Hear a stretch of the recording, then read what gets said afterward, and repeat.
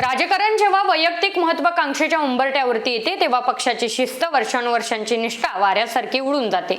त्याचा प्रत्यय सध्या महाराष्ट्रात आलाय। नाशिकच्या मुंबई आग्रा महामार्गावरती जेव्हा भाजपाच्या जिल्हाध्यक्षांनी स्वतःच्याच आमदारांच्या गाडीचा फिल्मी स्टाईलने पाठलाग केला तेव्हा एकीकडे एबी फॉर्मचा पाठलाग नव्हता हा, तर तो फाटलेल्या विश्वासाचा पाठलाग होता।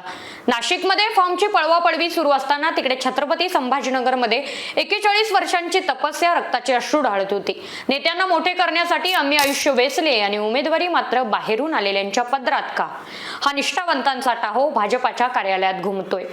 तिकडे ठाण्यामध्ये तर संतापाचा ज्वालामुखी फुटला असून कार्यकर्त्यांनी चक्क नेत्यांच्या केबिनचा काचा फोडून रागाला वाट करून दिले।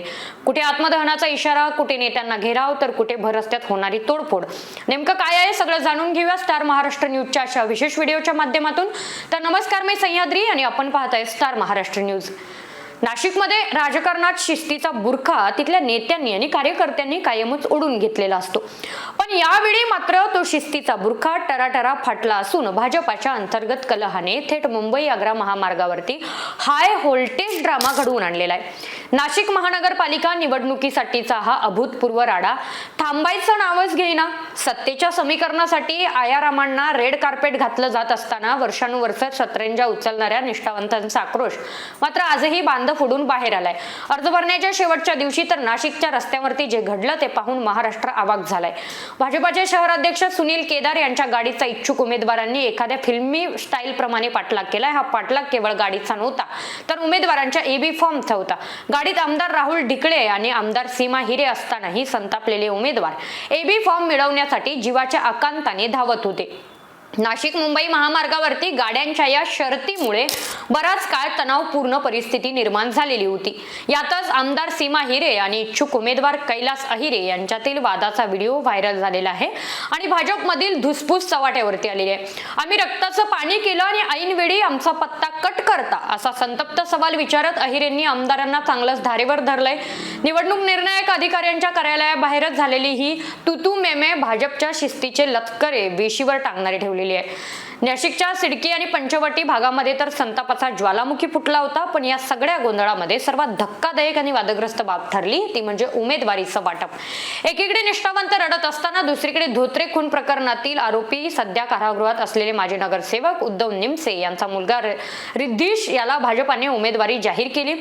गुन्हेगारी पार्श्वभूमी असलेल्या कुटुंबाला झुकतं माप आणि रक्ताचं पाणी करणाऱ्या कार्यकर्त्यांना डावलल्यामुळे भाजपाचा हा अंतर्गत वणवा आता केवळ नाशिक पुरता मर्यादित न राहता संपूर्ण राज्याच्या राजकारणात चर्चेचा आणि टीकेचा विषय ठरलाय। नाशिकमध्ये जेव्हा महामार्गावरती गाड्यांचा पाठलाग सुरू होता तेव्हा छत्रपती संभाजीनगर मधील भाजपाच्या प्रचार कार्यालयात एक वेगळंच हृदयद्रावक आणि तितकंच भीषण नाट्य रंगत होतं। महायुतीमधील जागा वाटपाचा तिढा सुटल्यानंतर भाजपाने जेव्हा आपली यादी जाहीर केली तेव्हा वर्षानुवर्षे पक्षासाठी झिजणाऱ्या कार्यकर्त्यांच्या पायाखालची जमीनच सरकली। पक्षाचा झेंडा खांद्यावरती घेऊन गड राखणाऱ्या निष्ठावंतांना डावलून ऐनवेळी पक्षात आलेल्या आयात उमेदवारांना झुकते माप दिल्यामुळे आता भाजप कार्यालयाचे रूपांतर जणू रणभूमीमध्ये झालेली आहे। संध्या कापसे यांच्या डोळ्यातील अगतिकतेचा पूर प्रभाग क्रमांक 19 मधून उमेदवारीसाठी दावेदार असलेल्या या संध्या कापसे या पक्षाचा अत्यंत जुन्या आणि सक्रिय कार्यकर्त्या, पण तिकीट नाकारलं गेल्याचं समजताच त्यांना आपले अश्रू अनावर झाले नाहीत। नेहमीच सांगता कामाला लागा, तुमचं काम चांगलं आहे। तिकीट वाटप करताना ही निष्ठा कुठे जाते? आम्ही फक्त सतरंजा उचलायच्या आणि सत्तेची फळं मात्र बाहेरून आलेल्यांनी चाखायची का? असा बोचरा सवाल त्यांनी उपस्थित केलाय।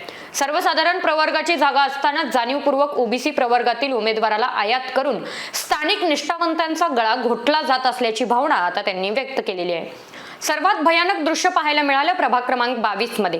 इथे सुवर्णा बताडे या महिला कार्यकर्त्याने थेट आत्मदहनाचा इशारा देऊन भाजपच्या नेत्यांना हादरवून सोडलेला आहे। लहान मुलं असताना घरादाराची पर्वा न करता ऊन पावसामध्ये पक्ष वाढवण्यासाठी आम्ही राबलोय, लाखो रुपये पदरमोड करून खर्च केले आणि आज ज्यांच्यावरती गुन्हेगारीचे आरोप आहेत त्यांना तुम्ही उमेदवारी देताय हा त्यांचा टाहो भाजपाच्या शिस्तबद्ध प्रतिमेला छेद देणारा होता। याच गोंधळात एका ज्येष्ठ कार्यकर्त्यांनी आपल्या वयाच्या 41 वर्षाच्या निष्ठेचा पाढा वाचला। ज्यांना आम्ही बोट धरून राजकारणात फिरवलं, ज्यांना मोठं केलं त्यांनाच आमच्या डोक्यावरती बसवलं असं म्हणताना त्यांचा आवाज दाटून आला होता। एका कार्यकर्त्याने तर संतापाच्या भरामध्ये सांगितलंय, की मी भाजपासाठी चांगल्या पगाराची नोकरी सोडली, आयुष्य पक्षाच्या चरणी अर्पण केलं, पण आज पक्ष आम्हाला विसरला. कार्यातील हा राडा इतका विकोपाला गेला की शेवटी पोलिसांना पाचारण करावं लागलं. संतप्त कार्यकर्त्यांनी सावे, कराड आणि शितोळे यांसारख्या दिग्गज नेत्यांच्या विरोधामध्ये जोरदार घोषणाबाजी केली. अनेकांना पोलिसांनी ताब्यात घेतलं असलं तरी सुद्धा कार्यकर्त्यांच्या मनातील हा असंतोष आता पूर्णपणे उफाळून आलेला आहे. संभाजीनगरमधील हा निष्ठावंतांचा आक्रोश येणाऱ्या निवडणुकीमध्ये भाजपाच्या विजय रथाला रोखण्यासाठी पुरेसा ठरेल अशी चर्चा मात्र आता संपूर्ण शहरामध्ये रंगलेली आहे. नाशिक आणि छत्रपती संभाजीनगरचा वनवास शांत होतो ना होतो तोच उपमुख्यमंत्री एकनाथ शिंदेंचा बालेकिल्ला असलेल्या ठाण्यामध्ये भाजप कार्यकर्त्यांचा रागाचा कडेलोट झाला. रात्री उशिरापर्यंत भाजप उमेदवारांची पहिली यादी जाहीर झाली आणि ठाण्यातील राजकारण एका रात्रीत तापले. ज्या शिस्तीच्या जोरावरती भाजप निवडणुका लढवते त्याच शिस्तीचा ठाण्यातील व तर्क नगर येथील विभागीय कार्यालयात अक्षरशः चक्काचूर झालेला पाहायला मिळाला. आपल्याला तिकीट मिळणार नाही हे स्पष्ट होताच प्रभाग क्रमांक 15 मधील इच्छुक उमेदवारांचा संयम तुटला. पहाटेच्या सुमारास संतप्त कार्यकर्त्यांनी भाजप कार्यालयात घुसून थेट तोडफोड सुरू केली. नेत्यांच्या केबिनच्या काचा फोडण्यात आल्या, फर्निचरची फेकाफेकी झाली. आमदार संजय केळकर आणि निरंजय डावखरे यांच्या विरोधामध्ये घोषणाबाजी करत कार्यकर्त्यांनी संपूर्ण कार्यालय डोक्यावरती घेतलं. इंदिरानगर आणि रूपादेवी पाडा येथील विद्यमान नगरसेवकांना उमेदवारी नाकारल्यामुळे हा उद्रेक इतका तीव्र होता की नेत्यांना कार्यालयातून बाहेर पडणं सुद्धा मुश्किल झालं होतं. हा राडा केवळ तोडफोडीपुरता मर्यादित नाही तर आक्रमक कार्यकर्त्यांनी आक्रमक पवित्रा घेत कार्यालयाचे दरवाजे बंद करून टाकले. जे उमेदवार पक्षाचा अधिकृत अर्ज म्हणजे एबी फॉर्म आणण्यासाठी कार्यालयात आले होते त्यांनाच आतमध्ये कोंडून ठेवण्याचा एक धक्कादायक प्रकार घडला. घोडबंदर भागातील इच्छुकांचा पत्ता कट झाल्याने कार्यकर्त्यांनी रस्त्यावरती उतरून रास्ता रोको करण्याचाही प्रयत्न केला. शिवसेनेला अर्थात शिंदे गटाला काही प्रभाग सोडल्याने वर्षानुवर्ष तिथे काम करणाऱ्या कार्यकर्त्यांमध्ये आम्ही कोणासाठी राबायचं हा सवाल निर्माण झालेला आहे. कार्यकर्त्यांचा हा रुद्र अवतार पाहून अखेर पोलिसांना पाचारण करावं लागलंय. पहाटे उशिरापर्यंत कार्यकर्त्यांची गर्दी आणि नेत्यांविरुद्धचा रोष कमी होण्याचं नावच घेत नव्हता. युतीच्या राजकारणामध्ये निष्ठावंतांचा बळी दिला जात असल्याचा आरोप करत कार्यकर्त्यांनी आपल्याच नेत्यांच्या विरोधामध्ये रणशिंग फुंकलंय. ठाण्यातील हा असंतोष आणि कार्यालयात झालेली ही तोडफोड आगामी महानगरपालिका निवडणुकीमध्ये भाजपासमोर एक मोठं आव्हान उभं करणार आहे हे आता स्पष्ट झालेलं आहे. नाशिकच्या हायवेवरचा थरार असो, मग छत्रपती संभाजीनगरमधील 41 वर्षाच्या निष्ठेचा टाहू असो किंवा ठाण्यातील कार्यालयात फुटलेल्या काचा, या सर्व घटना भाजपामधील एक मोठ्या अंतर्गत संघर्षाकडे बोट दाखवते. तिकीट नाकारल्याने असलेला हा आक्रोश, निष्ठावंत विरुद्ध आयात असा पेटलेला हा वणवा आणि नेत्यांची झालेली दमछाक, सत्तेच्या या महासंग्रामात आता आपलेच एकमेकांच्या उरावरती बसल्याचे हे विदारक चित्र महाराष्ट्राने आज अनुभवलेलं आहे. आता या बंडाळीचा भाजपाला निवडणुकीत किती मोठा फटका बसणार आणि पक्षश्रेष्ठी हा वणवा कसा विझवणार याकडे सर्वांचे लक्ष लागून राहिलेले आहे. तुम्हाला काय वाटतं? तुमचं मत कमेंट बॉक्स मधून नक्कीच कळवा आणि अशी माहितीपूर्ण व्हिडिओ पाहण्यासाठी पाहत राहा स्टार महाराष्ट्र न्यूज.